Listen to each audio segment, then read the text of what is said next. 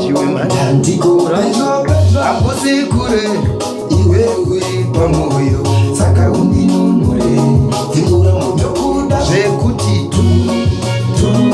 anoda kupinga ndotanga tu kana usipo msoro unoti rudo kwacho kune pauchabuya zvekunumba uchaona rudo injumba kana riri bhora regumba handikukavisisina mweya chimzaya changu chimzaya changu chimzaya ndeda zvekuti anoda kupinga ndotanga paya usipo msoro unoti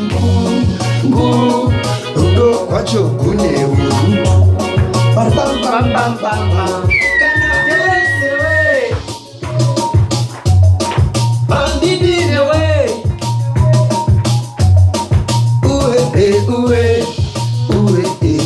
nemwana vanhu mumambure zvedu